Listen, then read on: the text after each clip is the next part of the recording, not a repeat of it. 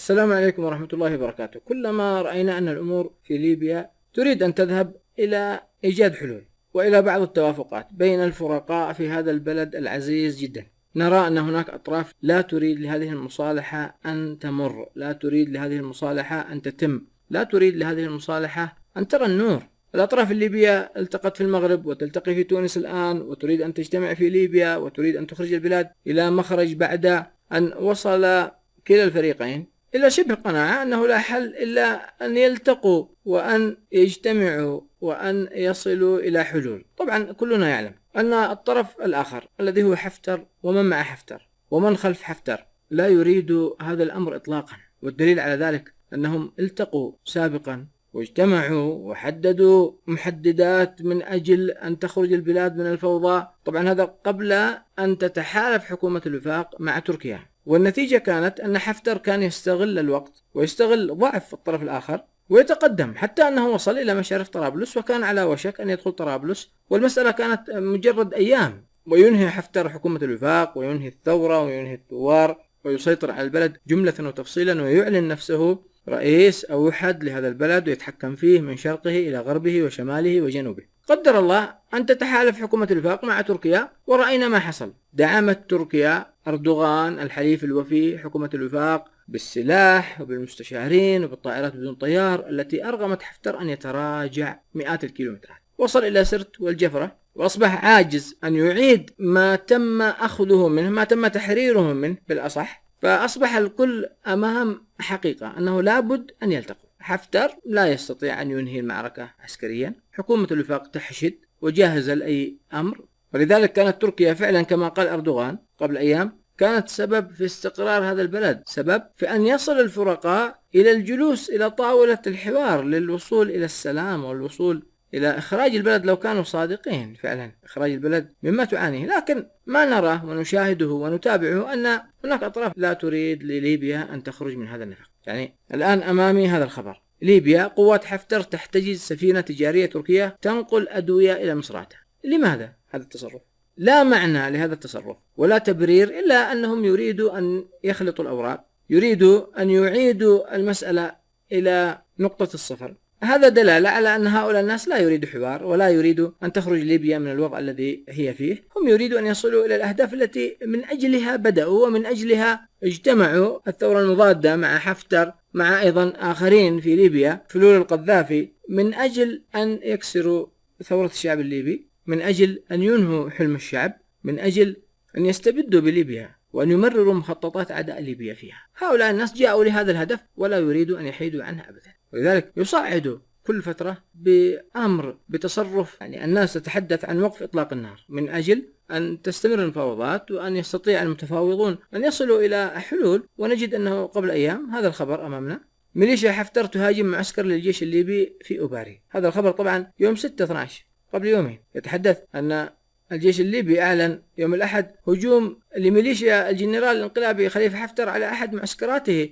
بمدينة أوباري، تبعد 964 كيلو متر جنوب طرابلس، هي مدينة في الجنوب. وقال الناطق باسم غرفة عمليات سرت الجفرة التابع للجيش الليبي الهادي إدارة للأناضول أن قوة كبيرة تابعة لميليشيا حفتر هاجمت معسكر علي كنة ودار اشتباك بسيط قبل إجبارها على التراجع دون أن تنسحب. وأضاف أن القوة المهاجمة يترأسها المدعو محمد الحسناوي برتبة عقيد. اليوم يصعدوا بهذا الفعل ضد سفينة تركية تحمل أدوية إلى مدينة مصراتة ويقوم باحتجازها. يقول الخبر: أعلنت قوات الجنرال حفتر الثلاثاء احتجاز سفينة تجارية تركية أثناء نقلها أدوية إلى مدينة مصراتة الليبية بذريعة عدم امتثالها للتعليمات. وأعلن المسماري المتحدث باسم حفتر في بيان عبر مواقع التواصل الاجتماعي احتجاز سفينة تحمل اسم مبروكة وترفع علم جامايكا وتعود ملكيتها لمواطن تركي. وزعم المسماري أن احتجاز السفينة جرى لدخولها إلى منطقة محظورة وعدم استجابتها للنداء، مشيرا أنه تم نقلها إلى ميناء رأس الهلال. ذكر البيان أن السفينة المكون طاقمها من 9 أتراك و7 هنود وأذربيجاني واحد تخضع للتحقيق والمراقبة بسبب انتهاكها القواعد والقوانين البحرية. وأيضا يقول المسماري لفضائية الحدث أن السفينة تحمل أدوية باتجاه مصراتة ولكن دخلت منطقة محظورة. من بيان المسماري يدل على أن الرجل لا يريد أن يقول أنهم أخذوا السفينة عنوة وأنهم أخذوها تحدي لتركيا وأنهم اقتادوها رغما عن تركيا، لا، هم تحدثوا أنها تعدت أماكن يجب أن لا تكون فيها. وتقول الأخبار أن هذا الإجراء روتيني وسيطلق سراح السفينة ولن يتم احتجازها. ما يدل عليه هذا الفعل أنهم حفتر قواته يريدوا أن يحققوا انتصار ولو وهمي، وهذا دلالة على أن هناك تراجع في معنويات مقاتليهم، تراجع في نفسية من هم معهم. حفتر لم يستطيع أن يحقق شيء ولم يستطيع أن ينتصر، وهم يروا ذلك أمام أعينهم، ولذلك لابد أن تكون لهذه القوات الموالية لحفتر ردة فعل مزعجة لحفتر. لذلك هو في حاجة لمثل هذه الحركات البهلوانية اللي يري أنصاره أنه قادر وأنه يستطيع أن يقوم بهذه الأفعال وأن يستطيع أن يوقف السفن التركية. طبعا سفينة تجارية يعني غير مسلحة وفيها أشخاص غير مسلحين، يعني قضية الانقضاض عليها أمر سهل جدا. يعني لو كانت هذه القوات فعلا قوات حقيقية تواجه قوات بحرية تركية، وللأسف هم الآن يعطوا مبرر لتركيا ولقواتها البحرية أن تتواجد فعليا في هذا المحيط وأن تحمي سفنها وأن تتحدى الكل. كلنا علمنا بما قامت به عملية إرني قبل أيام، عندما تم إنزال عسكري على سفينة تركية تحمل مواد إغاثة لليبيا وتم تفتيش الطاقم بشكل مهين، وكيف أن تركيا الآن قررت أن تحمي سفنها وأن تتواجد بقوة وأن تتحدى عملية إرني وأي سفن حربية أوروبية أن تقترب أو تتعدى على سفنها. كل هذه الأفعال تعود إيجابا على الجانب التركي، يعني تصرفات ما كان ينبغي أصلا لا من حفتر ولا من قواته، لكن نحن أمام مجموعة من البشر لا تريد الخير لا لليبيا ولا. طبعا عندما نعلم أن الداعم لهم محمد بن زايد ومحمد بن سلمان وقادة الثورة المضادة، ينكشف لنا الأمر تماما ولا نتعب أنفسنا في التفكير. هؤلاء الناس لا يريدوا حل في ليبيا، لا يريدوا أن تصل الأمور إلى بر الأمان، كما لا يريدوا حل في اليمن ولا يريدوا في سوريا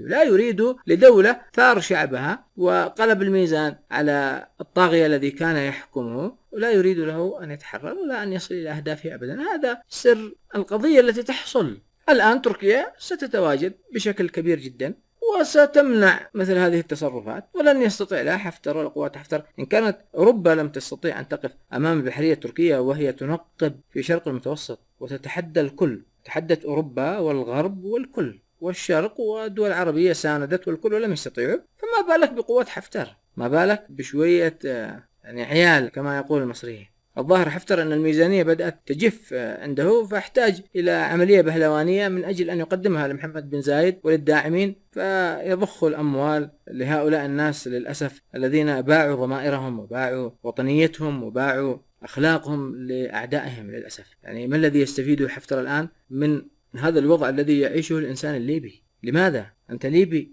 أين وطنيتك؟ أين إنسانيتك؟ أين أخلاقك؟ لو كنت فعلا تحب الخير لهذا الشعب، لماذا تساهم في إنجاح مخططات هؤلاء الناس؟